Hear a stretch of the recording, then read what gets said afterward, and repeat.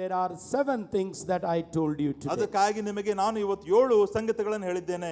Number 1, ಒಂದನೇದು, हमारे बातों में हमें मैच्योरिटी चाहिए. ನಮ್ಮ ಒಂದು ಮಾತುಗಳಲ್ಲಿ ಪರಿಪಕ್ವತೆ ಇರಬೇಕು. We need to have a maturity. हमारे ख्यालात में हमें मैच्योरिटी की जरूरत है. ನಮ್ಮ ಒಂದು ಆಲೋಚನೆಗಳಲ್ಲಿ ಪರಿಪಕ್ವತೆ ಇರಬೇಕು. हमारे रद्द अमल, हमारे रिएक्शन में हमें मैच्योरिटी ನಮ್ಮ चाहिए. ಪ್ರತಿಕ್ರಿಯೆಯಲ್ಲಿ ಪರಿಪಕ್ವತೆ ಇರಬೇಕು. हमारे विश्वास में हमें मैच्योरिटी चाहिए. ನಮ್ಮ ನಂಬಿಕೆಯಲ್ಲಿ ನಮಗೆ ಪರಿಪಕ್ವತೆ ಇರಬೇಕು.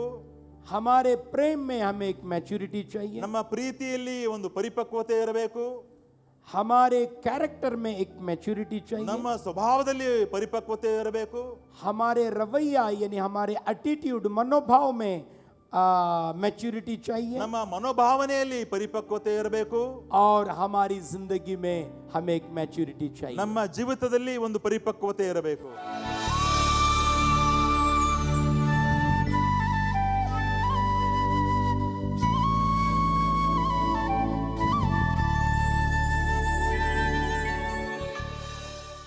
आज यीशु मसीह की हुजूरी हमारे बीच में है. ಇವತ್ತು ನಮ್ಮ ಮಧ್ಯದಲ್ಲಿ ದೇವರ ಸಾನ್ನಿಧ್ಯವಿದೆ. कल से हमारा उपवास प्रार्थना शुरू होने के लिए जा रहा है. ನಾಳೆಯಿಂದ ನಮ್ಮ ಉಪವಾಸ ಪ್ರಾರ್ಥನೆ ಪ್ರಾರಂಭ ಆಗಲಿಕ್ಕೆ हम ಹೋಗ್ತಾ उसकी ಇದೆ. तैयारी के साथ हम जाने के लिए जा रहे हैं. ನಾವು ಅದಕ್ಕಾಗಿ ಸಿದ್ಧರಾಗಿ ಹೋಗುವವರಾಗಿದ್ದೇವೆ. मैं एक बात पूरी दिल से मानता हूँ. ನಾನು ಒಂದು ಮಾತನ್ನು ಹೃದಯದಿಂದ आने ನಂಬುವವನಾಗಿದ್ದೇನೆ. वाला ये उपवास प्रार्थना हमारी जिंदगी में बड़ी छुटकारा का कारण बनने के लिए जा रहा ಬರಲಿಕ್ಕೆ है. ಹೋಗುವ ಈ ಒಂದು ಉಪವಾಸ ಪ್ರಾರ್ಥನೆ ನಮ್ಮ ಜೀವಿತಕ್ಕೆ ದೊಡ್ಡ ಬಿಡುಗಡೆಯನ್ನು ಕೊಡಲಿಕ್ಕೆ ಹೋಗ್ತಾ ಇದೆ. कितने लोग विश्वास करते हैं? हाथ उठाइएगा ಎಷ್ಟು ಜನ ಅದನ್ನು ನಂಬುತ್ತಾರೆ? ಕೈಗಳನ್ನು ಮೇಲಕ್ಕೆ और ಎಬ್ಬಿಸಿ जोर से हालेलुया कहिएगा. ಮತ್ತು ಜೋರಾಗಿ ಹಲ್ಲೆಲೂಯಾ ಹೇಳಿರಿ. हमारे जिंदगी में छुटकारा ನಮ್ಮ चाहिए. ಜೀವಿತದಲ್ಲಿ ಬಿಡುಗಡೆ ಬೇಕು. शैतान हमारे जिंदगी में काम करने के लिए अनुमति नहीं देना है. ಶೈತಾನನಿಗೆ ನಮ್ಮ ಜೀವಿತದಲ್ಲಿ ಕಾರ್ಯ ಮಾಡುವುದಕ್ಕಾಗಿ दुनिया ಅನುಮತಿಸಬಾರದು. के कामकाज हमारे जिंदगी में कार्य करने के लिए इजाजत नहीं देना है. ಲೋಕದ ಕಾರ್ಯಗಳು, ಲೋಕದ ಸಂಗತಿಗಳು ನಮ್ಮ ಜೀವಿತದಲ್ಲಿ ಕಾರ್ಯ ಮಾಡುವುದಕ್ಕಾಗಿ पवित्र आत्मा ಅನುಮತಿಸಬಾರದು. हमारे जिंदगी में कार्य करना है. ಪವಿತ್ರ ಆತ್ಮ ನಮ್ಮ ಜೀವಿತದಲ್ಲಿ ಕಾರ್ಯ ಮಾಡಬೇಕು. शक्ति और बल सामर्थ्य से नहीं, पवित्र आत्मा के जरिए से ऐसे हम परमेश्वर के वचन में पढ़ते हैं. ದೇವರ ವಾಕ್ಯದಲ್ಲಿ ಹೇಗೆ ಓದುತ್ತೇವೆ? ನಮ್ಮ ಬಲ, ನಮ್ಮ ಶಕ್ತಿ ಇಲ್ಲ, ನಮ್ಮ ಸಾಮರ್ಥ್ಯವೆಲ್ಲ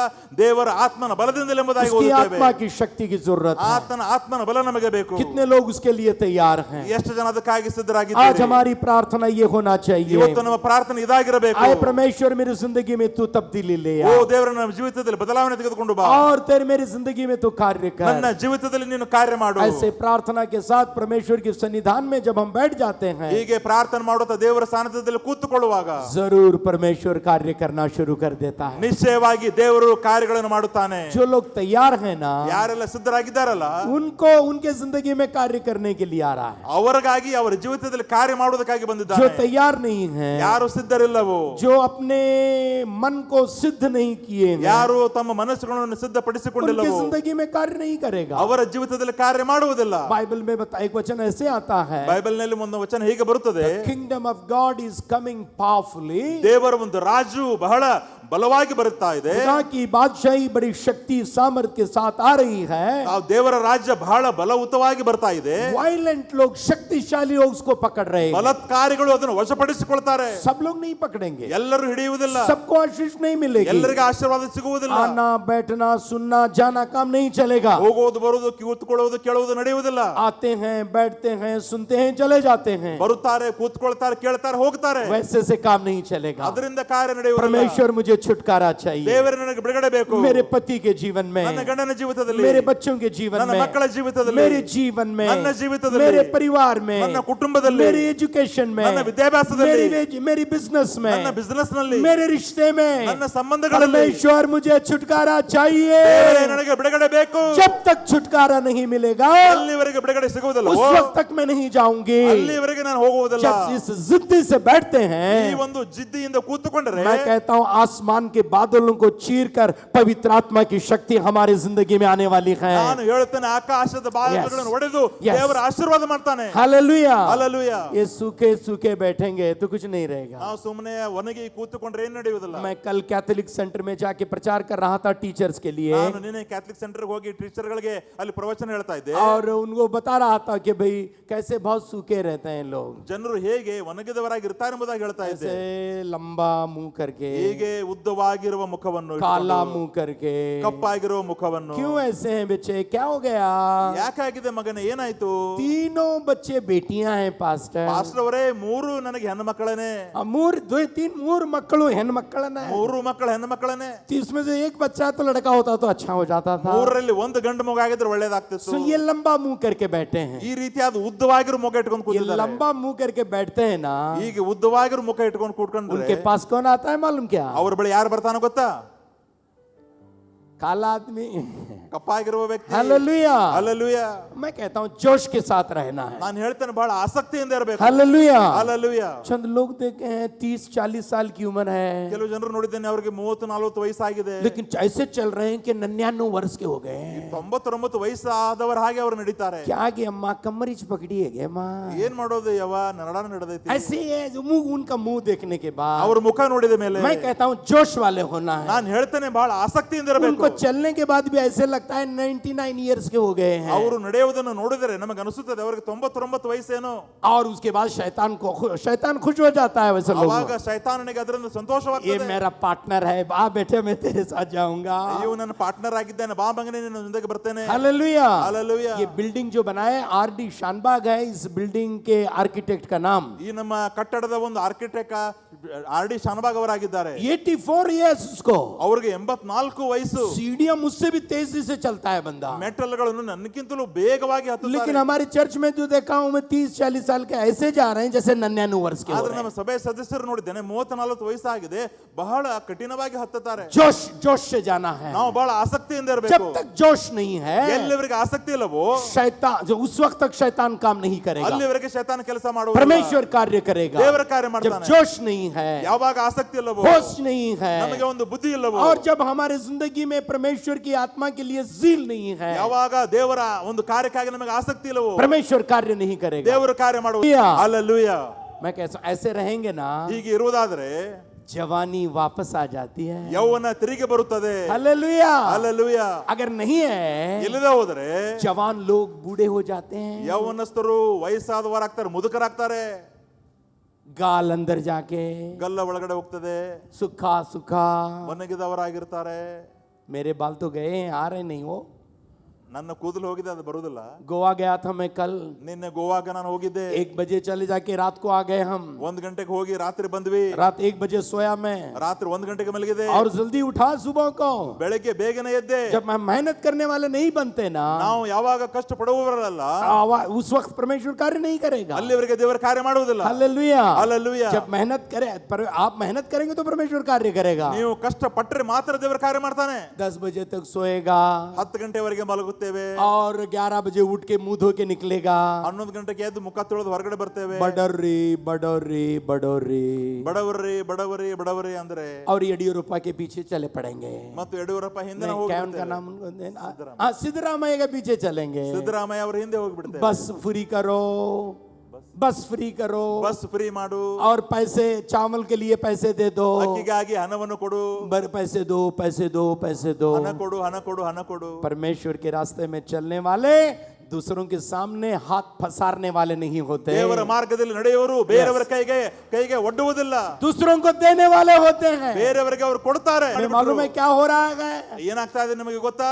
इंडिया के लोग उजाग रहे हैं। ಭಾರತೀಯ ಜನರು जो ಎಚ್ಚರಿಕೆಯುಳ್ಳವರಾಗಿದ್ದಾರೆ. सोशल काम यहाँ करना चाहिए था यीशु मसीह के नाम से, ಯೇಸುವಿನ ಹೆಸರಿನಲ್ಲಿ ಯಾವ ಸಾಮಾಜಿಕ ಕಾರ್ಯ हमारे ಮಾಡಬೇಕಾಗಿತ್ತು देश के लोग कर रहे हैं। ನಮ್ಮ ದೇಶದ ಜನರು ಮಾಡ್ತಾ हम ಇದ್ದಾರೆ. देश को बताना चाहते हैं, ನಾವು ದೇಶಕ್ಕೆ ಹೇಳಲು किसी ಬಯಸುತ್ತೇವೆ, के पैसों के लिए हाथ फसारने वाले नहीं, दूसरों को पैसे देने वाले हैं। ಬೇರೆಯವರ ಹಣಕ್ಕಾಗಿ ನಾವು ಕೈ ಒಡ್ಡುವುದಿಲ್ಲ, Yes. ನಾವು ಬೇರೆಯವರಿಗೆ ಹಣವನ್ನು ಕೊಡುತ್ತೇವೆ. क्योंकि मेरा परमेश्वर भिखारी नहीं ಯಾಕೆ है, ಅಂತ ಹೇಳಿದ್ರೆ ನನ್ನ ದೇವರು ಭಿಕಾರಿ ಅಲ್ಲ. जमीन और आसमान को पैदा किया परमेश्वर है। ಭೂಮಿ ಆಕಾಶಗಳನ್ನು ಉಂಟು ಮಾಡಿದ ದೇವರು ನನ್ನ ದೇವರಾಗಿದ್ದಾನೆ. मेरे बातों को मानकर ನನ್ನ ಮಾತನ್ನು ಕೇಳುವವನು, मेरे राह पर चलने वाला ನನ್ನ हो, ಮಾರ್ಗದಲ್ಲಿ ನಡೆಯುವವನು तुझे मैं बरकत दूंगा। ನಿನಗೆ ಆಶೀರ್ವಾದ ಮಾಡ್ತೇನೆ. आने में बरकत, ಬರುವಾಗ ಆಶೀರ್ವಾದ, जाने में बरकत, ಹೋಗುವಾಗ ಆಶೀರ್ವಾದ, बैठने में बरकत, ಕೂತುಕೊಳ್ಳುವಾಗ ಆಶೀರ್ವಾದ, देने में बरकत, लेने में बरकत, ಕೊಡುವುದರಲ್ಲಿ ತೆಗೆದುಕೊಳ್ಳುವುದರಲ್ಲಿ हर एक ಆಶೀರ್ವಾದ, चीज में बरकत मैं दूंगा। ಎಲ್ಲದರಲ್ಲಿ ಆಶೀರ್ವಾದ ಕೊಡುತ್ತೇನೆ। ड्यूटरोनॉमी की किताब 28वें अध्याय को अगर आप गौर से पढ़ेंगे, ಧರ್ಮೋಪದೇಶಕಾಂಡ 28ನೇ ಅಧ್ಯಾಯ ಓದಿದರೆ उसमें बताया जा रहा ಅಲ್ಲಿ है ಹೇಳಲ್ಪಡ್ತಾ ಇದೆ, बरकतों पर बरकत, बरकतों पर बरकत, बरकतों पर बरकत यीशु मसीह हमें देने वाला है। ಆಶೀರ್ವಾದಗಳ ಮೇಲೆ ಆಶೀರ್ವಾದ, ಆಶೀರ್ವಾದಗಳ ಮೇಲೆ ಆಶೀರ್ವಾದ ಯೇಸು ನಮಗೆ ಕೊಡಲಿಕ್ಕೆ ಹೋಗ್ತಾ कितने ಇದ್ದಾನೆ। लोग उसके लिए तैयार हैं? ಎಷ್ಟು ಜನ ಅದಕ್ಕಾಗಿ तमाम ಸಿದ್ಧರಾಗಿದ್ದೀರಿ? अपने हाथ उठाइएगा। ನೀವೆಲ್ಲರೂ ಕೈಗಳನ್ನು ಮೇಲೆ जितने ಕೆತ್ತಿಸಿರಿ। लोगों को आशीषों की जरूरत है, ಎಷ್ಟು ಜನರಿಗೆ ಆಶೀರ್ವಾದಗಳು ಬೇಕು? इतने सारा गला फाड़ फाड़ के बोलने के बावजूद भी ಇಷ್ಟೆಲ್ಲ ನಾವು ಚೀರಿ ಚೀರಿ ಒದರಿ ಹೇಳಿದಾಗಿಯೂ ಕೂಡ ಇದು ಒದರೋದು 28-30 ವರ್ಷದಿಂದ ನೋಡ್ಕೊಂಡು ಬಂದೇನ್ರಿ, ಇದು ಒದರೋದು 28-30 ವರ್ಷದಿಂದ ನಾವು ಒದರ್ತಾ ಇದ್ದೇವೆ। ಇದುವರೆಗೆ ಏನಾಗಿಲ್ಲ, ಇದುವರೆಗೆ ಏನಾಗಿಲ್ಲ, ಇನ್ನೂ ಏನಾಗೋದಿಲ್ಲ। ಇನ್ನೂ ಏನಾಗುವುದಿಲ್ಲ। ಯೇಸು ಮसीह वैसे लोगों को कहता है, ಯೇಸು ಸ್ವಾಮಿಯವರು ಅಂತವರಿಗೆ ಹೇಳ್ತಾರೆ, ನಿನ್ನ ನಂಬಿಕೆ ಅಂತ ಆಗ್ಲವಾ, ನಿನ್ನ ನಂಬಿಕೆ ಹಾಗೆ ಇದೆ, ಹಾಗೆ ಆಗಲಿ। जो तेरा विश्वास है ಏನು ನಿನ್ನ ನಂಬಿಕೆ ಇದೆಯೋ वैसे ही होता है। ಹಾಗೆ ಆಗುತ್ತದೆ। कपड़े पकड़ूंगी चंगाई हो जाएगा, ನಾನು ಬಟ್ಟೆ ಮುಟ್ಟುತ್ತೇನೆ ನನಗೆ ಸೌಖ್ಯ ಉಂಟಾಗ್ತದೆ, चंगाई मिल जाएगी। ಅವಳಿಗೆ ಸೌಖ್ಯ ಸಿಕ್ಕಿತು। तेरे पीछे चलने से मुझे चंगाई मिलेगी, ನಿನ್ನ ಹಿಂದೆ ಹೋಗುವುದರಿಂದ ಸೌಖ್ಯ ಉಂಟಾಗ್ತದೆ, चंगाई मिलेगी। ಸೌಖ್ಯ ಸಿಕ್ಕಿತು। और कुछ नहीं होता, कुछ नहीं होता, कुछ नहीं होता अगर कहेंगे, ಏನು ನಡೆಯುವುದಿಲ್ಲ, ಏನು ನಡೆಯುವುದಿಲ್ಲ ಅಂತ ಹೇಳಿಬಿಟ್ರೆ नहीं होगा। ನಡೆಯುವುದೇ ಇಲ್ಲ। आज हमें चंगाई के साथ जाना है। ಇವತ್ತು ನಾವು ಸೌಖ್ಯವನ್ನು ಹೊಂದಿ ಹೋಗಬೇಕು। Hallelujah, hallelujah. जोरदार तालियों के ಜೋರಾಗಿ साथ ಚಪ್ಪಾಳೆ ತಟ್ಟು।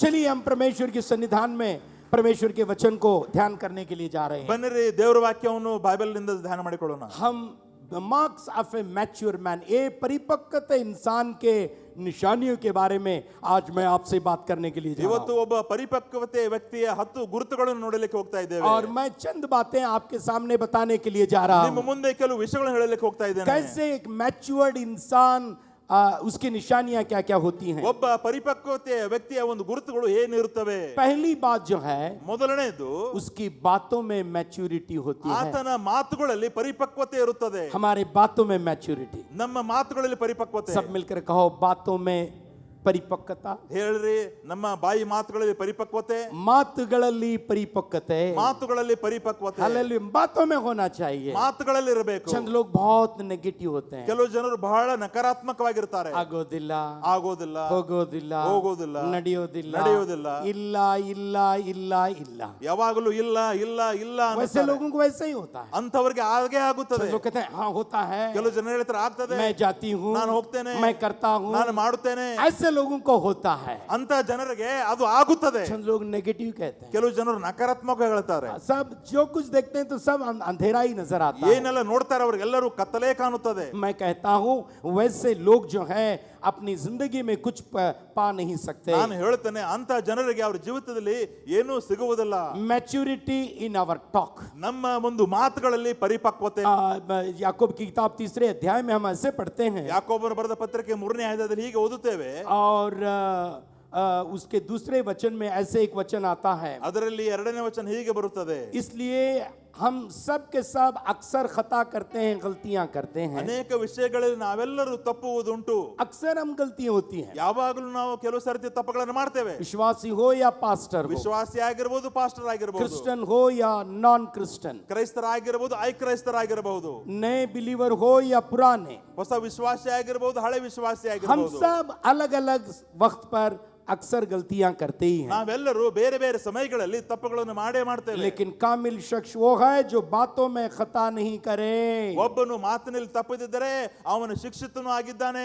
मतलब हमारे बातों में हम पॉजिटिव रहना, ಇದರ ಅರ್ಥ ನಮ್ಮ ಮಾತುಗಳಲ್ಲಿ ನಾವು ಪಾಸಿಟಿವ್ ಆಗಿರಬೇಕು। हमारे बातों में संभाल कर बोलना है। ನಾವು ಮಾತನಾಡುವಾಗ ಬಹಳ ಎಚ್ಚರಿಕೆಯಿಂದ ಮಾತಾಡಬೇಕು। बातों से एक इंसान को तोड़ भी सकते हैं, बना भी सकते हैं। ಮಾತುಗಳಿಂದ ಒಬ್ಬ ಮನುಷ್ಯನನ್ನು ನಾವು ಮುರಿಯಬಹುದು ಅಥವಾ ಕಟ್ಟಬಹುದು। बातों से अच्छा भी कर सकते हैं, बुरा भी कर सकते हैं। ಮಾತುಗಳಿಂದ ಕೆಟ್ಟದ್ದು ಕೂಡ ಮಾಡಬಹುದು, ಒಳ್ಳೆಯದು ಕೂಡ ಮಾಡಬಹುದು। जिंदगी ला सकते हैं, मौत भी ला सकते हैं। ಜೀವಿತವನ್ನು ತರಬಹುದು, ಮರಣವನ್ನು ತರಬಹುದು। मैं कहता हूं जो बातों में ये शक्ति है, ನಾನು ಹೇಳ್ತೇನೆ, ಮಾತುಗಳಲ್ಲಿ ಶಕ್ತಿ ಇದೆ। और वो बातों से हमें जय प्राप्त कर सकते ಆ हैं। ಒಂದು ಮಾತುಗಳಿಂದ ನಾವು ಜಯವನ್ನು और ಹೊಂದಿಕೊಳ್ಳಬಹುದು। हमें कहना मुझे चंगाई मिलेगी, ನಾವು ಹೇಳಬೇಕು, ನನಗೆ ಸೌಖ್ಯ ಸಿಗುತ್ತದೆ, छुटकारा मिलेगा, ಬಿಡುಗಡೆ ಆಗುತ್ತದೆ, मैं कामयाब हो जाऊंगी, ನನಗೆ ಸಫಲತೆ ಸಿಗುತ್ತದೆ, मेरा बिजनेस बढ़ेगा, ನನ್ನ ಬಿಸಿನೆಸ್ ಬೆಳೆಯುತ್ತದೆ, बंद दरवाजे खुल जाएंगे, ಮುಚ್ಚಿರುವ ಬಾಗಿಲುಗಳು ತೆರೆಯುತ್ತವೆ, किरकिर मम्मी किरकिर डाडी ठंडा हो जाएंगे, ಕಿರಿಕಿರಿ ಮಮ್ಮಿ ಕಿರಿಕಿರಿ ಡ್ಯಾಡಿ ತಂಪಾಗ್ತಾರೆ, और और किरकिर पति भी ठंडा हो जाएगा ಕಿರ್ಕಿರ್ ಗಂಡನು ಕೂಡ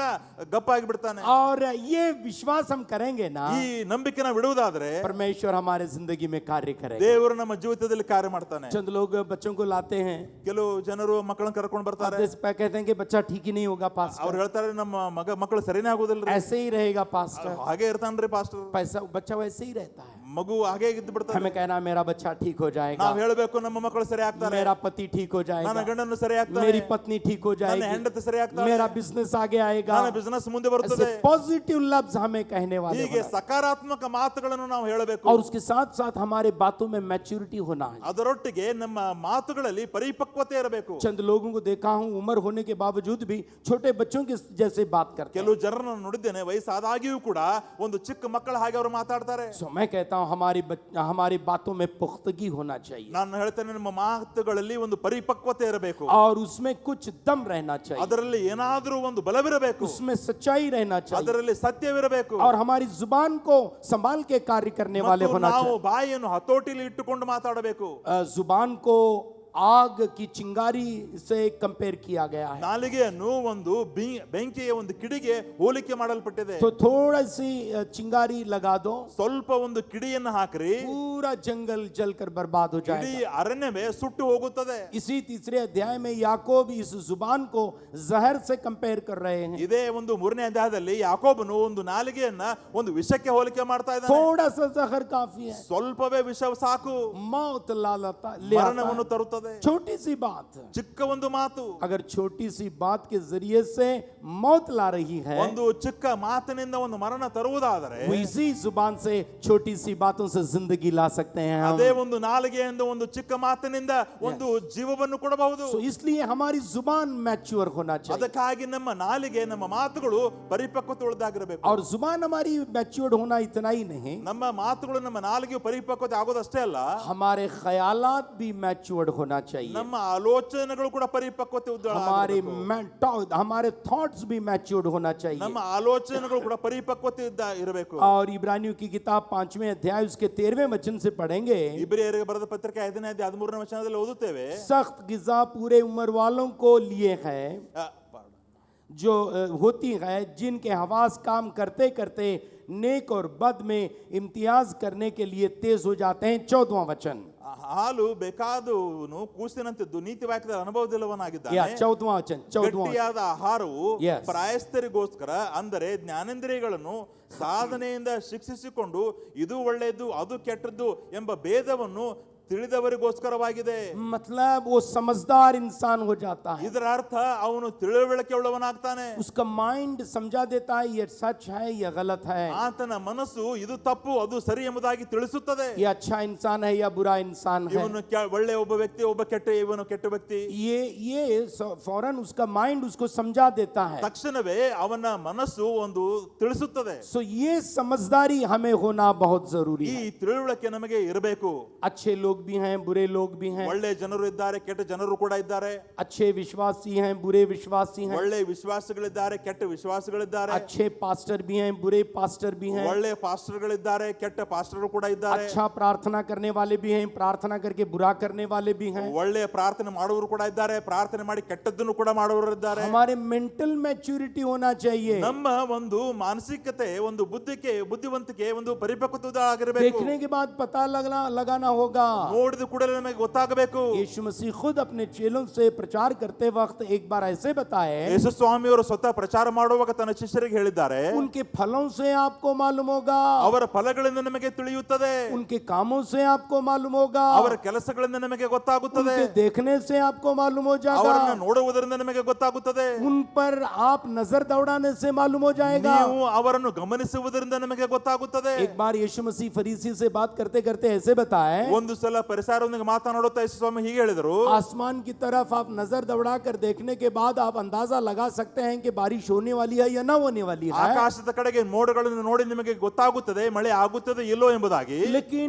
वक्त को आप परख नहीं सकते. ಆದರೆ ಸಮಯವನ್ನು ನಿಮಗೆ ತಿಳಿದುಕೊಳ್ಳಲಿಕ್ಕೆ ಆಗ್ತಾ ಇಲ್ಲ. मतलब ये समझदारी की जरूरत है. ಇದಕ್ಕೆ ನಮಗೆ ತಿಳುವಳಿಕೆ ಅವಶ್ಯಕತೆ ಇದೆ. हमारे वक्त को समझना है, ನಾವು ನಮ್ಮ ಸಮಯವನ್ನು ತಿಳಿದುಕೊಳ್ಳಬೇಕು, लोगों को समझ लेना है, ಜನರನ್ನು ತಿಳಿದುಕೊಳ್ಳಬೇಕು. अच्छे भी हैं बुरे भी हैं, ಒಳ್ಳೆಯವರು ಇದ್ದಾರೆ, ಇದ್ದಾರೆ, ಕೆಟ್ಟವರು ಇದ್ದಾರೆ. अच्छों को साथ लेना है ಒಳ್ಳೆಯವರನ್ನು ಜೊತೆಗೆ ತೆಗೆದುಕೊಳ್ಳಬೇಕು, और बुरों से दूर रहना है। ಕೆಟ್ಟವರಿಂದ ದೂರವಿರಬೇಕು. मैं बहुत साल से लोगों को देखा हूँ, ಬಹಳ ವರ್ಷಗಳಿಂದ ನಾನು ಜನರನ್ನು ನೋಡ್ತಾ ಬರ್ತಾ देखने ಇದ್ದೇನೆ. में बहुत अच्छे लगते हैं, ನೋಡುವುದಕ್ಕಾಗಿ ಬಹಳ ಒಳ್ಳೆಯವರಿಗೆ ಕಾಣ್ತಾರೆ, लेकिन अंदर फाड़ खाने वाले शेर बब्बर के जैसे होते हैं। ಆದ್ರೆ ಒಳಗಡೆಯಿಂದ ನೋಡುವಾಗ ಹರಿದು ತಿನ್ನುವ ಸಿಂಹಗಳಾಗಿರ್ತಾರೆ. विश्वासियों से आज मैं बताना चाहता हूँ, ವಿಶ್ವಾಸಿಗಳಿಗೆ ನಾನು ಇವತ್ತು ಹೇಳಲು ಬಯಸುತ್ತೇನೆ, हम ये समझने की परखने की सलाहियत हमारे जिंदगी में होना जरूरी ನಮ್ಮ है। ಜೀವಿತದಲ್ಲಿ ಈ ರೀತಿಯಾಗಿ ತಿಳಿದುಕೊಳ್ಳುವುದು, ಗಮನಿಸಿಕೊಳ್ಳುವುದು, ಅರ್ಥ ಮಾಡಿಕೊಳ್ಳುವುದು ನಮಗೆ ಬೇಕು. आप देखे टीवी वगैरह में झूठे बाबाओं के बारे में आप देखे हुए हैं, ನೀವು ಟಿವಿಗಳಲ್ಲಿ ಎಲ್ಲ ಒಂದು ಸುಳ್ಳು ಆ ಒಂದು ಸ್ವಾಮೀಜಿಗಳನ್ನ ನೋಡಿದ್ದೀರಲ್ಲ. ऐसे क्रिश्चियंस में भी आज बढ़कर आए हुए हैं। ಇವತ್ತು ಕ್ರೈಸ್ತರು ಕೂಡ ಈ ರೀತಿಯಾಗಿ ಎದ್ದು ಬಂದಿದ್ದಾರೆ. आप उन लोगों को परखना है, ನೀವು ಅವರನ್ನು ಪರೀಕ್ಷೆ ಮಾಡಿ ನೋಡಬೇಕು. उनके बातों के जरिए से, ಅವರ ಮಾತುಗಳಿಂದ, उनके तर्ज तरीके जरिए ಅವರ से। ಒಂದು ನಡವಳಿಕೆಗಳಿಂದ. सो जब हम आत्मिक जीवन में मैच्योर हो जाते हैं, ಯಾವಾಗ ನಾವು ಆತ್ಮಿಕ ಜೀವಿತದಲ್ಲಿ ಪರಿಪಕ್ವತೆ ಉಳ್ಳವರಾಗಿರುತ್ತೇವೆ, अच्छे और बुरे को समझने की अंदरूनी सलाहियत और वो कुव्वत खुदा हमारे जिंदगी में दे देता है। ಒಳ್ಳೆದ್ದು ಯಾವುದು ಕೆಟ್ಟದ್ದು ಯಾವುದು ಒಂದು ತಿಳಿದುಕೊಳ್ಳುವ ಒಂದು ಜ್ಞಾನವನ್ನು ದೇವರು ನಮ್ಮ ಜೀವಿತದಲ್ಲಿ ಕೊಡುತ್ತಾನೆ. लेकिन उसको हम ट्रेन करके पाना है। ಆದರೆ ನಾವು ಅದನ್ನು ತರಬೇತಿ ಹೊಂದಿಕೊಂಡು ಪಡೆದುಕೊಳ್ಳಬೇಕು. अंग्रेजी में वो वचन ऐसे बताया है, ಇಂಗ್ಲಿಷ್ ನಲ್ಲಿ ಒಂದು ವಚನ ಹೀಗೆ ಬರುತ್ತದೆ, but the solid food is for mature, ಗಟ್ಟಿಯಾದ ಆಹಾರವು Yeah. ಪ್ರಾಯಸ್ಥರಿಗೋಸ್ಕರವಿದೆ. but solid food is for mature. ಗಟ್ಟಿಯಾದ ಆಹಾರವು ಪ್ರಾಯಸ್ಥರಿಗೋಸ್ಕರವಿದೆ. You cannot have the strong food if you are not mature. ಒಂದು ವೇಳೆ ನೀವು ಪರಿಪಕ್ವತೆ ಹೊಂದದೇ ಹೋದರೆ ನಿಮಗೆ ಗಟ್ಟಿಯ ಆಹಾರ ನಡೆಯುವುದಿಲ್ಲ. तो जब हमारी जिंदगी में मैच्योर नहीं है, ಯಾವಾಗ ನಮ್ಮ ಜೀವಿತದಲ್ಲಿ ನಾವು ಪರಿಪಕ್ವತೆ ಉಳ್ಳವರಿಲ್ಲವೋ, उस वक्त ये सख्त गिज़ा हमारी जिंदगी में हम हासिल नहीं कर सकते। ಅಲ್ಲಿಯವರೆಗೆ ಈ ಒಂದು ಗಟ್ಟಿಯಾದ ಆಹಾರವನ್ನು ನಾವು ಹೊಂದಿಕೊಳ್ಳಲಿಕ್ಕೆ इसलिए ಸಾಧ್ಯವಿಲ್ಲ. हमें मैच्योर होना है, ಅದಕ್ಕಾಗಿ ನಾವು ಪರಿಪಕ್ವತೆ ಉಳ್ಳವರಾಗಬೇಕು, बढ़ना है हमें। ನಾವು ಬೆಳೆಯಬೇಕು. Hallelujah, hallelujah. परमेश्वर का वचन बताता है, ದೇವರ ವಾಕ್ಯ ನಮಗೆ ಹೇಳುತ್ತದೆ, हम बच्चे हैं परम पिता के, ನಾವು ತಂದೆಯಾದ ದೇವರ ಮಕ್ಕಳಾಗಿದ್ದೇವೆ, बढ़ना है हमें वचनों में। ನಾವು ವಾಕ್ಯದಲ್ಲಿ ಬೆಳೆಯಬೇಕು. सो हम वचनों में दिन ब दिन बढ़ने वाले होना चाहिए, ನಾವು ಪ್ರತಿದಿನವೂ ದೇವರ ವಾಕ್ಯದಲ್ಲಿ ಬೆಳೆಯಬೇಕು. but the solid food is for the mature, ಗಟ್ಟಿಯಾದ ಆಹಾರವು ಒಂದು ಪ್ರಾಯಸ್ಥರಿಗೋಸ್ಕರವಿದೆ. who by constant use have trained themselves. ಅಂದರೆ ಜ್ಞಾನೇಂದ್ರಿಯಗಳನ್ನು ಸಾಧನೆಯಿಂದ ಶಿಕ್ಷಿಸಿಕೊಂಡು, Yes, they have trained themselves. ತಮ್ಮನ್ನೇ ತಾವೇ ಅವರು ತರಬೇತಿ So ಪಡೆದುಕೊಳ್ತಾರೆ. मैच्योर बनने के लिए ಪರಿಪಕ್ವತೆ ಹೊಂದಿಕೊಳ್ಳುವುದಕ್ಕಾಗಿ हम अपने आप को ट्रेन करना है। ನಮ್ಮನ್ನೇ ನಾವು ತರಬೇತಿಗೊಳಿಸಬೇಕು. So, आज जब कहीं जाकर हमारी जिंदगी में हम मैच्योर बन सकते हैं, ಆವಾಗ ಏನು ಹೋಗಿ ನಾವು ಪರಿಪಕ್ವತೆ ಉಳ್ಳವರಾಗ್ತೇವೆ. सो इसलिए हमें अपने आप को ट्रेन करने वाले होना चाहिए, ಅದಕ್ಕಾಗಿ ನಮ್ಮನ್ನೇ ನಾವೇ ತರಬೇತಿಗೊಳಿಸಿಕೊಳ್ಳಬೇಕು. और उसके बाद जो है अच्छाई और बुराई में समझने की सलाहियत हमारे अंदर आ जाएगी। ಅದಾದ ಮೇಲೆ ಒಳ್ಳೆದ್ಯಾವುದು ಕೆಟ್ಟದ್ಯಾವುದು ಎಂಬ ಭೇದವನ್ನು ತಿಳಿದುಕೊಳ್ಳುವ ಜ್ಞಾನ ನಮಗೆ ಬರುತ್ತದೆ. So maturity in our talk, ನಮ್ಮ ಮಾತುಗಳಲ್ಲಿ ಪರಿಪಕ್ವತೆ, maturity in our thought, ನಮ್ಮ ಒಂದು ಆಲೋಚನೆಗಳಲ್ಲಿ ಪರಿಪಕ್ವತೆ, and maturity in our reaction. हमारे रद्द अमल में भी maturity होना ನಮ್ಮ चाहिए। ಪ್ರತಿಕ್ರಿಯೆಯಲ್ಲಿಯೂ ಕೂಡ ಪರಿಪಕ್ವತೆ ಇರಬೇಕು. कहा जाता है ये man is not known by his action but is known by his reaction. ಈ ರೀತಿಯಾಗಿ ಹೇಳಲ್ಪಡುತ್ತದೆ, ಒಬ್ಬ ಮನುಷ್ಯನ ಕ್ರಿಯೆಗಳಿಂದ ತಿಳಿದುಕೊಳ್ಳಲಿಕ್ಕೆ ಆಗುವುದಿಲ್ಲ, ಆದರೆ ಅವನ ಪ್ರತಿಕ್ರಿಯೆಯಿಂದ ತಿಳಿದುಕೊಳ್ತೇವೆ.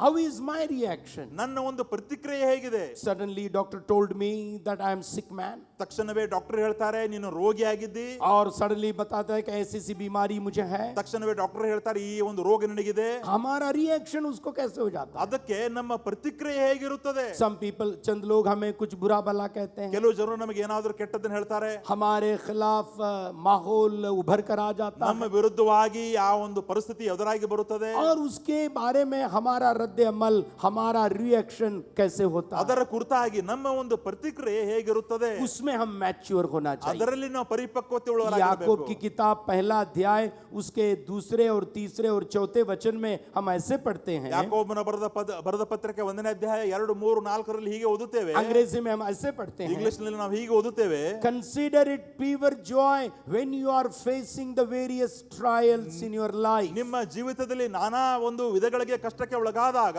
ಆನಂದಕರವಾದದ್ದೆಂದು ಎನಿಸಿರಿ. मतलब look it in a joyful way. ನೀವು ಅದನ್ನು ನೋಡುವಾಗ ಆನಂದಕರವಾದದ್ದೇನು ಎನಿಸಿರಿ. हमारा रिएक्शन जॉय होना चाहिए. ನಮ್ಮ ಒಂದು ಪ್ರತಿಕ್ರಿಯೆ ಆನಂದಕರವಾಗಿರಬೇಕು. बीमारी आती है, ರೋಗ ಬರುತ್ತದೆ, परेशानी आती है, ಕಷ್ಟಗಳು ಬರುತ್ತವೆ, दुश्मनी आती है, ವೈರತ್ವ ಬರುತ್ತದೆ, और पैसों की कमी हमारी जिंदगी में आ जाती है. ಹಣದ ಕೊರತೆ ನಮ್ಮ ಜೀವಿತದಲ್ಲಿ ಬರುತ್ತದೆ. उसका रिएक्शन हमारा क्या हो जाता है? ಅದಕ್ಕೆ ಪ್ರತಿಕ್ರಿಯೆ ಏನಾಗಿರುತ್ತದೆ? वैसे ही होता है जैसे परेशानी आ गई. ಯಾವ ರೀತಿಯಾಗಿ ಕಷ್ಟ ಬರುತ್ತದೆ ಅದೇ ರೀತಿಯಾಗಿ ಆಗುತ್ತದೆ. हमारा रिएक्शन ऐसे नहीं होना ನಮ್ಮ चाहिए. ಪ್ರತಿಕ್ರಿಯೆ ಆಗಿರಬಾರದು. याकूब कहते हैं कंसीडर इट जॉयफुल. ಯಾಕೋಬನು ಹೇಳುತ್ತಾನೆ, ನೀವು ಆನಂದಕರವಾದದ್ದೆಂದು ಎನಿಸಿರಿ. हमारे रिएक्शन को चेंज करना है. ನಮ್ಮ ಒಂದು ಪ್ರತಿಕ್ರಿಯೆಯನ್ನು ಬದಲಾವಣೆ ಮಾಡಬೇಕು. उसको ही मैच्योरिटी कहते हैं. ಅದಕ್ಕೆ ನಾವು ಪರಿಪಕ್ವತೆ क्यों ಅನ್ನುತ್ತೇವೆ. हमारे थिंकिंग को चेंज कर रहे हैं? जब हमारे रिएक्शन क्यों हम चेंज कर रहे हैं मालूम क्या? ಯಾಕೆ ನಾವು ನಮ್ಮ ಒಂದು ಪ್ರತಿಕ್ರಿಯೆ ಬದಲಾವಣೆ ಮಾಡ್ತಾ ಇದ್ದೇವೆ ನಿಮಗೆ ಗೊತ್ತಾ? उसमें मालूम है तो इसे जान करके खुशी समझना कि तुम्हारे ईमान की आजमाइश सबर पैदा कर रही है. ನೀವು ಇಟ್ಟಂತಹ ಒಂದು ನಂಬಿಕೆಗೆ ಬರುವ ಒಂದು ಕಷ್ಟವು ನಿಮಗೆ ತಾಳ್ಮೆಯನ್ನು ಕೊಡುವಂತದ್ದಾಗಿದೆ. सो याकूब कह रहे हैं ಯಾಕೋಬನು ಹೇಳ್ತಾ ಇದ್ದಾನೆ, जब परेशानी आ रही है, ಯಾವಾಗ ನಿಮಗೆ ಕಷ್ಟಗಳು ಬರುತ್ತವೆಯೋ, बीमारी आ रही है, ರೋಗವು ಬರುತ್ತದೆಯೋ, बीमारी बीमारी नहीं है, ರೋಗ ರೋಗವಲ್ಲ, परेशानी परेशानी नहीं है, ಕಷ್ಟ ಕಷ್ಟಗಳಲ್ಲ, मेरे विश्वास को परखा जा रहा ನನ್ನ है. ನಂಬಿಕೆಯನ್ನು ಪರೀಕ್ಷೆ ಮಾಡಲ್ಪಡ್ತಾ ಇದೆ. हालेलुया. ಹಲ್ಲೆಲೂಯಾ. बीमारी बीमारी नहीं कहना है, ರೋಗಕ್ಕೆ ನಾವು ರೋಗವನ್ನಬಾರದು.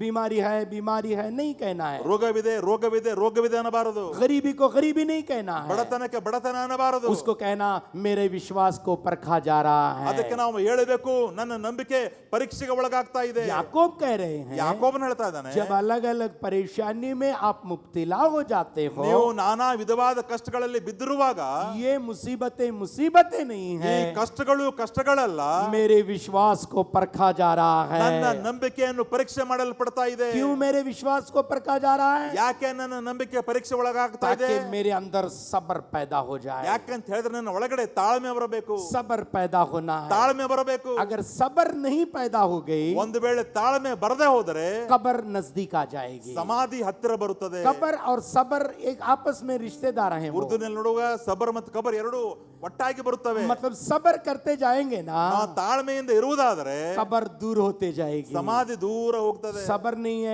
नहीं है कहते जाएंगे ना, ನಾವು ನಮಗೆ ತಾಳ್ಮೆ ಇಲ್ಲ ಅಂದ್ರೆ कब्र नजदीकी आ जाएगी. ಸಮಾಧಿ ಹತ್ತಿರ ಬರುತ್ತದೆ. 30-40 उम्र में टिकट लेके ऊपर चला जाएगा. 30-40 ವಯಸ್ಸಿನಲ್ಲಿಯೇ ನಾವು ಟಿಕೆಟ್ ತೆಗೆದುಕೊಂಡು ಮೇಲೆ और ಹೋಗ್ತೇವೆ. हम पास्टर लोग आके बोलेंगे, ನಾವು ಪಾಸ್ಟರ್ಗಳು ಬಂದು ಹೇಳ್ತೇವೆ, देवर समय बंदित्री ಅವ್ನು ಹೋದ್ರಿ. ದೇವರ ಸಮಯ ಬಂದಿದ್ರೆ ಅವನು ಹೋಗ್ಬಿಟ್ಟ. क्या बोलना है? दूसरा बोलने के लिए हमारे पास कुछ नहीं है.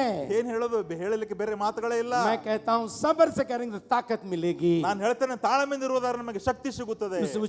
उस वचन को देख लो. ಆ ವಚನವನ್ನು ನೋಡ್ರಿ. आजमाइश से सब्र पैदा होती है. ಒಂದು या आजमाइश ट्रायल से we are developing a patience in our life. ಕಷ್ಟಗಳ ಮುಖಾಂತರ ನಮಗೆ ತಾಳ್ಮೆ ಹುಟ್ಟುತ್ತದೆ. और ये सब्र से पुख्तगी आ जाती ಈ है. ಒಂದು ತಾಳ್ಮೆಯಿಂದ ನಮಗೆ ಶಕ್ತಿ ಬರುತ್ತದೆ. हालेलुया. हालेलुया. जब सब्र हो जाती है तो पुख्तगी आ जाती है. ಯಾವಾಗ ನಮಗೆ ತಾಳ್ಮೆ ಬರುತ್ತದೆ, ಶಕ್ತಿ ಸಿಗುತ್ತದೆ. एसएसएलसी तक मैं चप्पल ही नहीं पहना.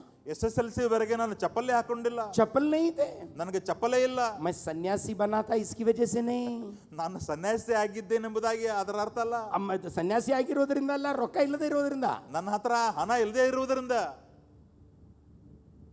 लेकिन अब मैं ये बगैर चप्पल के घर से बाहर नहीं आ सकता. ಆದರೆ ಈಗ ಚಪ್ಪಲಿ ಇಲ್ಲದೆ ಮನೆಯಿಂದ ಹೊರಗಡೆ ಬರ್ಲಿಕ್ಕೆ ಆಗುವುದಿಲ್ಲ. 2 किलोमीटर जाना, 2 किलोमीटर आना, 4-4, 5-5 किलोमीटर हर रोज चला करता था चप्पल के बगैर. ಪ್ರತಿದಿನ 2 ಕಿಲೋಮೀಟರ್ ಹೋಗೋದು, 2 ಕಿಲೋಮೀಟರ್ ಬರೋದು ತಪ್ಪದೆ ಪ್ರತಿದಿನ ನಾನು ಚಪ್ಪಲ್ ಇಲ್ಲದೆ ನಡೀತಾ ಇದ್ದೆ. उस वक्त कुछ परेशानी नहीं थी. ಅವಾಗ ನನಗೆ ಯಾವುದೇ ಕಷ್ಟ लेकिन ಆಗ್ತಿರಲಿಲ್ಲ. अब बगैर चप्पल के जा नहीं सकता. ಆದ್ರೆ ಈಗ ಚಪ್ಪಲ್ ಇಲ್ಲದೆ ಹೊರಗಡೆ ಬರ್ಲಿಕ್ಕೆ ಆಗುವುದಿಲ್ಲ. बगैर चप्पल के चल चल चल के मजबूत हो गए थे. ಚಪ್ಪಲ್ ಇಲ್ಲದೆ ನಾನು ನಡೆದು ನನ್ನ ಕಾಲುಗಳು ಗಟ್ಟಿಯಾಗಿದ್ದವು. जब परेशानी आ जाती है ना, ಯಾವಾಗ ಕಷ್ಟಗಳು ಬರ್ತವೆ ಅಲ್ಲ, मजबूत हो जाते ನಾವು हैं. ಗಟ್ಟಿಯಾಗುತ್ತೇವೆ. Hallelujah. Hallelujah. Maturity in our reaction. ನಮ್ಮ ಒಂದು ಪ್ರತಿಕ್ರಿಯೆಯಲ್ಲಿ ಪರಿಪಕ್ವತೆ. और मैच्योरिटी इन आवर फेथ. ನಮ್ಮ ನಂಬಿಕೆಯಲ್ಲಿ ಪರಿಪಕ್ವತೆ. सो फेथ है हमें, ನಂಬಿಕೆ ಇದೆ ನಮಗೆ. लेकिन ಆದರೆ हमारे फेथ में मैच्योरिटी की बहुत जरूरी है. ನಮ್ಮ ನಂಬಿಕೆಯಲ್ಲಿ ಪರಿಪಕ್ವತೆ ಬಹಳ ಅವಶ್ಯಕತೆ ಇದೆ. ये फेथ में जब मैच्योरिटी नहीं होती, ನಂಬಿಕೆಯಲ್ಲಿ ಪರಿಪಕ್ವತೆ ಇಲ್ಲದೆ ಹೋದರೆ उस वक्त हमारा फेथ मजबूत नहीं होता. ಅಲ್ಲಿಯವರೆಗೆ ನಮ್ಮ ನಂಬಿಕೆ ಗಟ್ಟಿಯಾಗುವುದಿಲ್ಲ. सो रोमियो की किताब 4 अध्याय पढ़ लेंगे। चौथे अध्याय के 19वां वचन देख लो। ರೋಮಾಪುರದ ಬರೆದ ಪತ್ರಿಕೆ 4ನೇ ಅಧ್ಯಾಯ 19ನೇ ವಚನ ನೋಡಿಕೊಳ್ಳೋಣ. ये इब्राहिम के फेथ के बारे में हम पढ़ते हैं। ಇದು ಅಬ್ರಹಾಮನ ನಂಬಿಕೆಯ ಕುರಿತಾಗಿ ಮಾತನಾಡುವಂತದ್ದಾಗಿದೆ. और वो जो तकरीबन 100 बरस का था, बावजूद अपने मुर्दा से बदन और सारा के रहम की मुर्दगी पर लिहाज करने के ईमान में ज़ईफ न हुआ। ಅವನು ಹೆಚ್ಚು ಕಡಿಮೆ 100 ವರ್ಷದವನಾಗಿದ್ದು ತನ್ನ ದೇವು ಆಗಲೇ ಮೃತಪ್ರಾಯವಾಯಿತೆಂದು ಸಾರಾಳಿಗೆ ಗರ್ಭಕಾಲ ಕಳೆದು ಹೋಯಿತೆಂದು ಯೋಚಿಸಿದಾಗಿಯೂ ಅವನ ನಂಬಿಕೆ ಕುಂದಲಿಲ್ಲ. 20वां वचन पढ़ लो। ದೇವರು ಮಾಡಿದ ವಾಗ್ದಾನದ ವಿಷಯದಲ್ಲಿ ಅವನು ಅಪನಂಬಿಕೆಯಿಂದ ಚಂಚಲಚಿತ್ತನಾಗಲಿಲ್ಲ. ದೇವರನ್ನು ಘನಪಡಿಸುವವನಾಗಿ ಆತನು ತನ್ನ ವಾಗ್ದಾನವನ್ನು ನೆರವೇರಿಸುವುದಕ್ಕೆ ಸಮರ್ಥನೆಂದು ಪೂರಾ ಭರವಸೆ ಬಿಟ್ಟು. सो वो बूढ़ा हो गया था, ಅವನು ವಯಸ್ಸಾದವನಾಗಿದ್ದ. उसकी बीवी बूढ़ी हो गई थी, ಅವನ ಹೆಂಡತಿ ವಯಸ್ಸಾಗಿತ್ತು. और उनको मालूम था कि अब बच्चे पैदा होने की कोई गुंजाइश नहीं है, ಅವರಿಗೆ ಗೊತ್ತಿತ್ತು ಇನ್ನು ಮಕ್ಕಳು ಆಗುವ ಯಾವೇ ಒಂದು ಸಾಧ್ಯತೆಗಳಿಲ್ಲ. लेकिन उसने अपने विश्वास में कमजोर नहीं हुआ. ಆದರೆ ಅವನ ನಂಬಿಕೆಯಲ್ಲಿ ಬಲಹೀನನಾಗಲಿಲ್ಲ. Yet he did not waver through his unbelief, ಅವನು ಅಪನಂಬಿಕೆಯಿಂದ ಚಂಚಲಚಿತ್ತನಾಗಲಿಲ್ಲ. rather believed in the promises of God. ಮತ್ತು ದೇವರ ವಾಗ್ದಾನಗಳ ಮೇಲೆ ಇನ್ನೂ ಹೆಚ್ಚಿನ ನಂಬಿಕೆ ಇಟ್ಟನು. So परमेश्वर के promises में हम विश्वास करने वाले होना चाहिए. ದೇವರ ವಾಗ್ದಾನಗಳ ಮೇಲೆ ನಾವು ನಂಬಿಕೆ ಇಡುವವರಾಗಿರಬೇಕು. Fully persuaded that God has a power to do what he has promised. ಯಾವುದು ಅವನಿಗೆ ವಾಗ್ದಾನ ಮಾಡಲ್ಪಟ್ಟಿದೆಯೋ ಅದನ್ನು ದೇವರು ಪೂರಾ ಮಾಡುತ್ತಾನೆ ಎಂಬ ಭರವಸೆ ಉಳ್ಳವನಾಗಿದ್ದ. परमेश्वर जो उसके जिंदगी में वादा किया है, उस वादों को पूरा करने के लिए परमेश्वर शक्तिमान है. परमेश्वर की शक्ति पर वो विश्वास किया. ದೇವರು ಏನೆಲ್ಲ ಅವನ ಜೀವಿತದಲ್ಲಿ ವಾಗ್ದಾನಗಳನ್ನು ಮಾಡಿದ್ದನೋ ಆ ವಾಗ್ದಾನಗಳನ್ನು ನೆರವೇರಿಸುವುದಕ್ಕಾಗಿ ದೇವರು ಪೂರ್ಣ ಸಮರ್ಥನಾಗಿದ್ದಾನೆ ಎಂಬುದಾಗಿ ಭರವಸೆ ಬಿಟ್ಟಿದ್ದನು. So we need to have maturity in our faith. ನಮ್ಮ ನಂಬಿಕೆಯಲ್ಲಿ ನಾವು ಪರಿಪಕ್ವತೆ ಇಟ್ಟುಕೊಳ್ಳಬೇಕು. उसको मालूम था मैं बूढ़ा हो गया हूं, ಅವನಿಗೆ ಗೊತ್ತಾಗಿತ್ತು ನನಗೆ ಈಗ ವಯಸ್ಸಾಗಿದೆ. और परमेश्वर का वादा एक तरफ है ದೇವರ ವಾಗ್ದಾನ ಒಂದು ಕಡೆ ಇದೆ, और कमजोरी दूसरी तरफ है. ಬಲಹೀನತೆ ಒಂದು ಕಡೆ ಇದೆ. लेकिन इस दोनों के बीच में जो है वो विश्वास के साथ खड़े रह रहा है. ಆದರೂ ಕೂಡ ಇವುಗಳ ಮಧ್ಯದಲ್ಲಿ ಇರುವಾಗಲೂ ಕೂಡ ನಂಬಿಕೆಯಲ್ಲಿ ಗಟ್ಟಿಯಾಗಿ ನಿಂತನು. सो हम फेथ में मैच्योरिटी होना है, ಅದಕ್ಕಾಗಿ ನಾವು ನಂಬಿಕೆಯಲ್ಲಿ ಪರಿಪಕ್ವತೆ हम ಉಳ್ಳವರಾಗಿರಬೇಕು. फेथ में बढ़ने वाले होना चाहिए. ನಾವು ನಂಬಿಕೆಯಲ್ಲಿ ಬೆಳೆಯುವವರಾಗಿರಬೇಕು. चंद रियलिटीज को देखने के बाद हमें लगता है कि मेरे जिंदगी में कुछ होने वाला नहीं है, ಕೆಲವು ನಿಜವಾದ ಘಟನೆಗಳು ನಡೆಯುವಾಗ ನಮಗೆ ಅನಿಸುತ್ತದೆ ಇದು ನಡೆಯುವುದಿಲ್ಲ और ಎಂಬುದಾಗಿ. चंगाई नहीं मिलेगी, ಸೌಖ್ಯ ಉಂಟಾಗುವುದಿಲ್ಲ, और कुछ काम नहीं होगा, ऐसे हमारी जिंदगी में लगता है हमें. ಯಾವುದೇ ಕೆಲಸ ನಮ್ಮ ಜೀವಿತದಲ್ಲಿ ನಡೆಯುವುದಿಲ್ಲ ಎಂಬುದಾಗಿ ನಮಗೆ ಅನಿಸುತ್ತದೆ. सो मैं कहता हूं कि रियलिटी से हम नजरअंदाज करने के लिए नहीं कह रहा मैं, ಅದಕ್ಕಾಗಿ ಏನು ನಮಗೆ ನಿಜವಾಗಿ ಕಾಣುತ್ತದೆ ಅದನ್ನು ನಾವು ನೋಡದೇ ಇರಬಾರದು ಎಂಬುದಾಗಿ ಹೇಳ್ತಾ ಇಲ್ಲ. मैं कहता हूं कि फेथ में हम बढ़ने वाले होना ನಾನು चाहिए. ಹೇಳ್ತೇನೆ ನಂಬಿಕೆಯಲ್ಲಿ ನಾವು ಬೆಳೆಯುವವರಾಗಿರಬೇಕು. सो हमारा फेथ भी स्ट्रांग होना चाहिए. ನಮ್ಮ ನಂಬಿಕೆಯು ಗಟ್ಟಿಯಾಗಿರಬೇಕು. सो मैच्योरिटी इन आवर फेथ. ನಮ್ಮ ನಂಬಿಕೆಯಲ್ಲಿ ಪರಿಪಕ್ವತೆ. पांचवी बात, maturity in our love.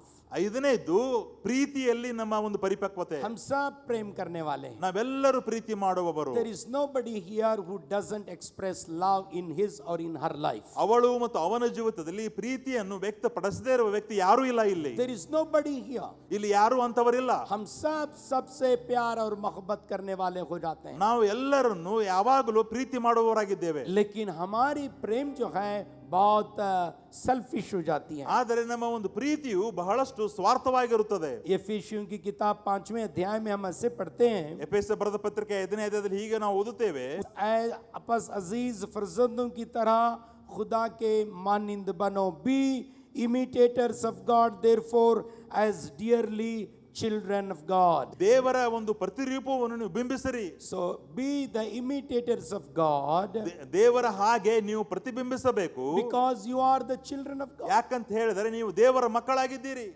God is our Father. ದೇವರು ನಮ್ಮ ತಂದೆಯಾಗಿದ್ದಾನೆ. We are His children. ನಾವು ಆತನ ಮಕ್ಕಳು. If we are His children, ನಾವು ಆತನ ಮಕ್ಕಳಾಗಿದ್ದರೆ Father's character must be reflected in our life. ನಮ್ಮ ಜೀವಿತದಲ್ಲಿ ತಂದೆಯ ಸ್ವಭಾವಗಳು ಕಾಣಿಸಿಕೊಳ್ಳಬೇಕು. Father's habits must be reflected in our life. ತಂದೆಯ ಒಂದು ಹವ್ಯಾಸಗಳು ನಮ್ಮ ಜೀವಿತದಲ್ಲಿ ಕಾಣಿಸಿಕೊಳ್ಳಬೇಕು. Father's behavior must be reflected in our life. ತಂದೆಯ ಒಂದು ಗುಣಗಳು ನಮ್ಮ ಜೀವಿತದಲ್ಲಿ ಕಾಣಬೇಕು. And live the life of love, says the verse 2. प्यार और मोहब्बत की की जिंदगी बिताने वाले हो जाएं. Live the life of love. ಎರಡನೇ ಒಂದು ವಾಕ್ಯ ಈ ರೀತಿಯಾಗಿ ಹೇಳುತ್ತದೆ, ನೀವು ಪ್ರೀತಿಯ ಜೀವಿತವನ್ನು ಜೀವಿಸಿರಿ What ಎಂಬುದಾಗಿ. kind of love it is? ಯಾವ ರೀತಿಯ ಒಂದು ಪ್ರೀತಿಯಾಗಿದೆ? Just as Christ loved us and gave himself up for us as a fragrant offering and sacrifice to God, just like Christ, let us try to love. ಕ್ರಿಸ್ತನು ನಿಮ್ಮನ್ನು ಪ್ರೀತಿಸಿ ನಮ್ಮೆಲ್ಲರಿಗೋಸ್ಕರ ತನ್ನನ್ನೇ ದೇವರಿಗೆ ಸುಗಂಧ ವಾಸನೆಯಾಗಿ ಕಾಣಿಕೆ ಕೊಟ್ಟಿದ್ದಾನೋ ಅದೇ ರೀತಿಯಾಗಿ ನೀವು ಪ್ರೀತಿಸಿರಿ.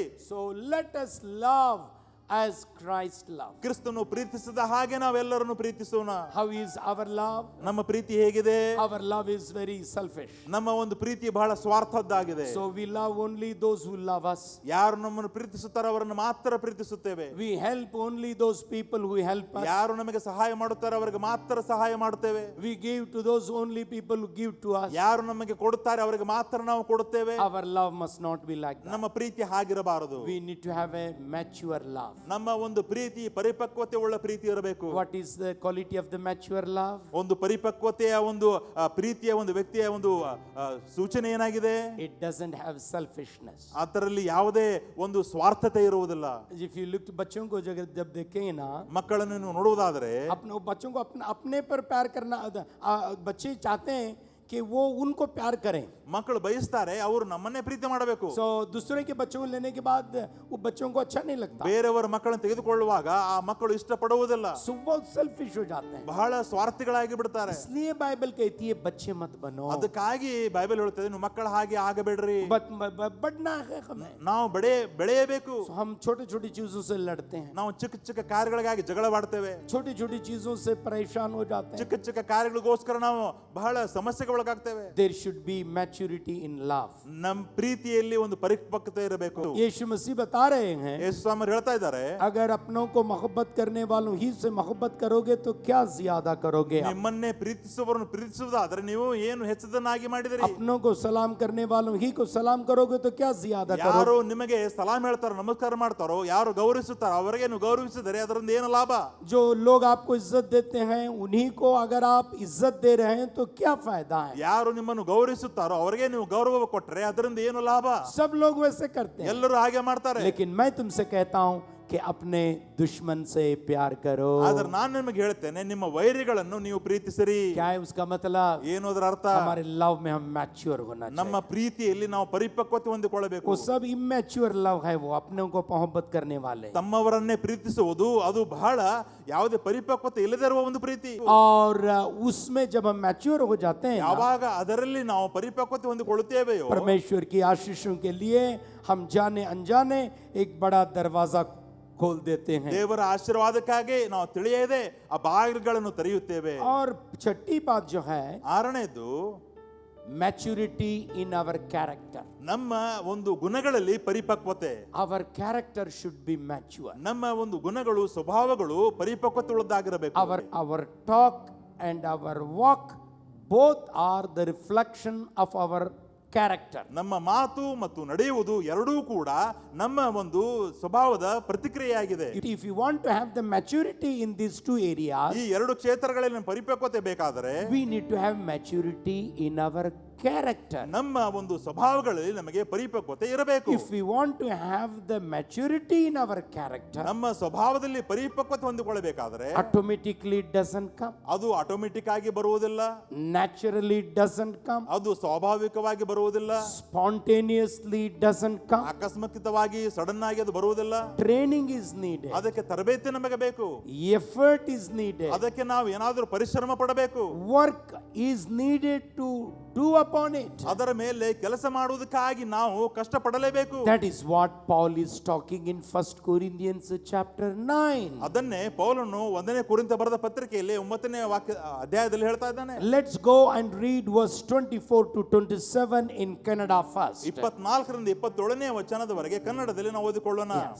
ರಂಗಸ್ಥಾನದಲ್ಲಿ ಓಡುವುದಕ್ಕೆ ಗೊತ್ತಾದವರೆಲ್ಲರೂ ಓಡುತ್ತಾರಾದರೂ ಒಬ್ಬನು ಮಾತ್ರ ಬಿರುದನ್ನು ಹೊಂದುತ್ತಾನೆ ಎಂಬುದು ನಿಮಗೆ ತಿಳಿಯದು. ಅವರಂತೆ ನೀವು ಬಿರುದನ್ನು ಪಡೆದುಕೊಳ್ಳಬೇಕೆಂತಲೇ ಓಡಿರಿ.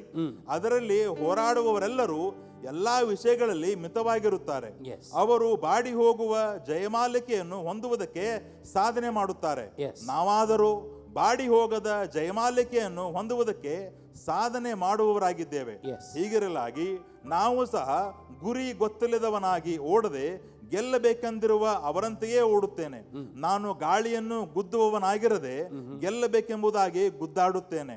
ಇತರರನ್ನು ಹೋರಾಟಕ್ಕೆ ಕರೆದ ಮೇಲೆ ನಾನೇ ಅಯೋಗ್ಯನೆನಿಸಿಕೊಂಡೇನೇನೋ ಎಂಬ ಭಯದಿಂದ ನನ್ನ ಮೈಯನ್ನು ಜಜ್ಜಿ ಸ್ವಾಧೀನಪಡಿಸಿಕೊಳ್ಳುತ್ತೇನೆ. Do you not know that in a race all the runners run, but only one gets the prize? ರಂಗಸ್ಥಾನದಲ್ಲಿ ಓಡುವುದಕ್ಕೆ ಗೊತ್ತಾದವರೆಲ್ಲರೂ ಓಡುತ್ತಾರಾದರೂ ಒಬ್ಬನು ಮಾತ್ರ ಬಿರುದನ್ನು ಹೊಂದುತ್ತಾನೆ. So he is asking, don't you know that? ನಿಮಗದು ಗೊತ್ತಿಲ್ಲವೋ? In race everybody is running, ಎಲ್ಲರೂ ರಂಗಸ್ಥಾನದಲ್ಲಿ ಓಡ್ತಾ ಇದ್ದಾರೆ, but only one is getting the prize. ಆದರೆ ಒಬ್ಬನಿಗೆ ಮಾತ್ರ ಬಿರುದು ಸಿಗುತ್ತದೆ. It means not everybody gets the prize. ಇದರ ಅರ್ಥ ಎಲ್ಲರಿಗೆ ಬಹುಮಾನ ಸಿಗುವುದಿಲ್ಲ. And after that he says, run in a such a way as to get the prize. ಅದಾದ ಮೇಲೆ ಹೇಳ್ತಾ ಇದ್ದೇನೆ, ನೀವು ಯಾವ ರೀತಿಯಾಗಿ ಓಡಬೇಕು, ಆ ಬಿರುದನ್ನು ಪಡೆದುಕೊಳ್ಳಬೇಕೆಂತಲೇ ನಾವು ಓಡಬೇಕು. Our running should get us the prize. ನಮ್ಮ ಒಂದು ಓಟವು ಅದಕ್ಕೆ ಬಿರುದು ಸಿಗಬೇಕು. So I'm not running just for running sake. ನಾನು ಸುಮ್ಮನೆ ಓಡುವುದಕ್ಕಾಗಿ ಓಡ್ತಾ ಇಲ್ಲ. I'm not running because others are running. ಬೇರೆಯವರು ಓಡ್ತಾ ಇದ್ದಾರೆ ಅನ್ನುವುದಕ್ಕಾಗಿ ನಾನು ಓಡ್ತಾ ಇಲ್ಲ. I'm not running because somebody told me to run. ಯಾರೋ ಓಡುವುದಕ್ಕಾಗಿ ಹೇಳಿದ್ದಾರೆ ಎಂಬುದಕ್ಕಾಗಿ ನಾನು ಓಡ್ತಾ ಇಲ್ಲ. Why I'm running? ಯಾಕೆ ಓಡ್ತಾ ಇದ್ದೇನೆ?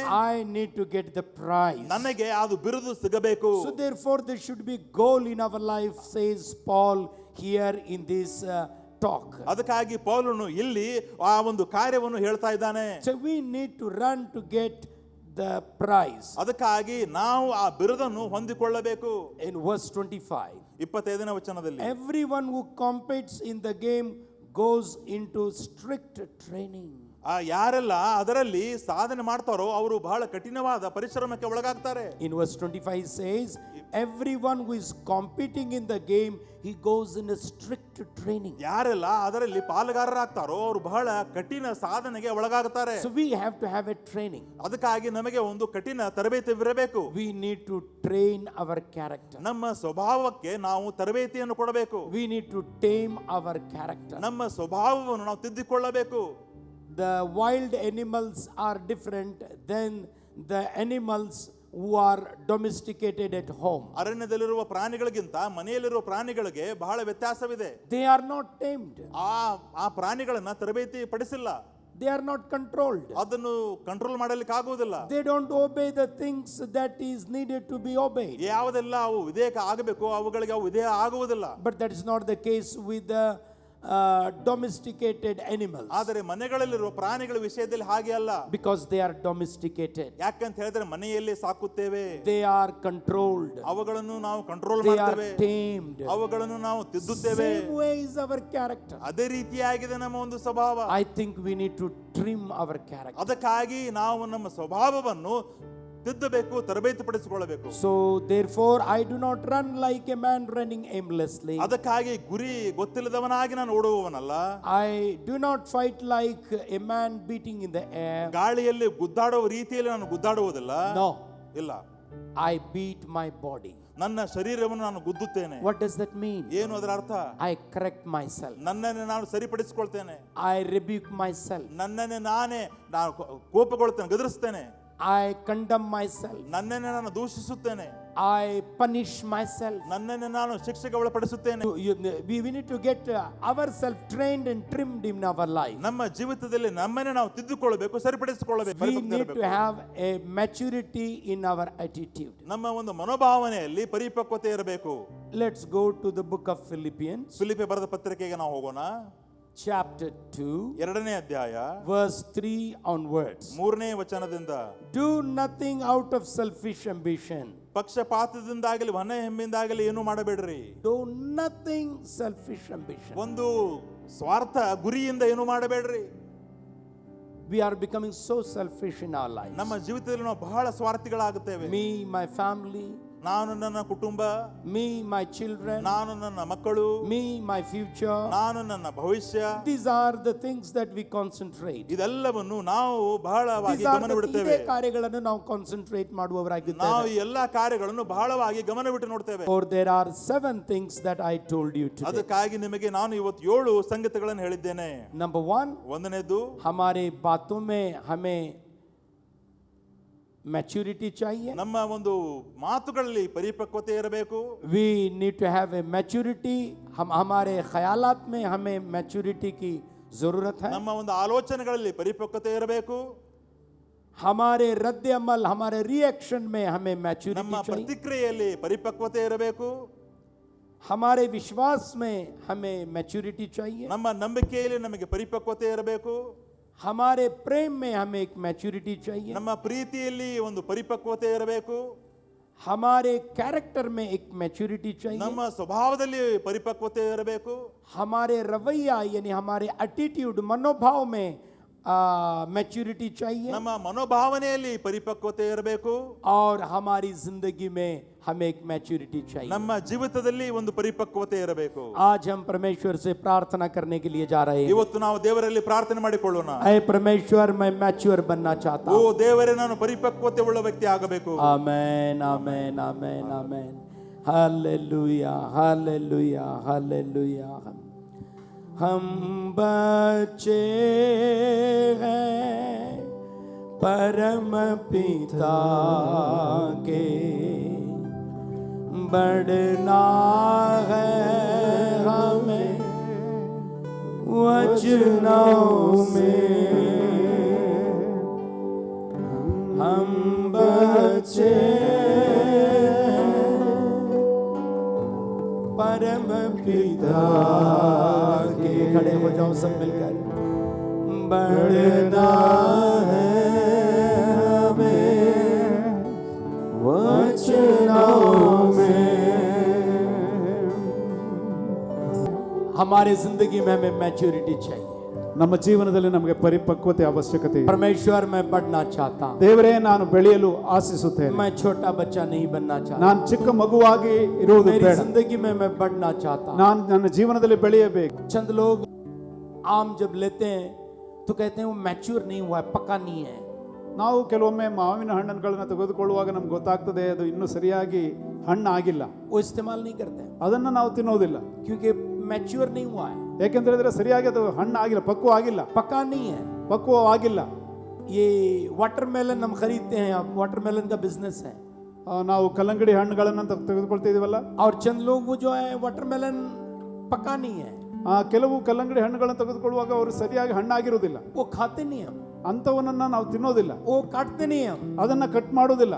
परमेश्वर जब हम मैच्योर नहीं है तो इस्तेमाल नहीं करेगा. ಅದೇ ರೀತಿಯಾಗಿ ದೇವರು ಕೂಡ ನಾವು ಪರಿಪಕ್ವ ಆಗಲಿಲ್ಲ ಅಂತ ಹೇಳಿದ್ರೆ ನಮ್ಮನ್ನ ಉಪಯೋಗ ಮಾಡುವುದಿಲ್ಲ. अगर परमेश्वर हमें इस्तेमाल करना है, ದೇವರು ನಮ್ಮನ್ನು ಉಪಯೋಗ ಮಾಡಬೇಕಾದ್ರೆ मैच्योर बनना है, ಪರಿಪಕ್ವವಾಗಬೇಕು.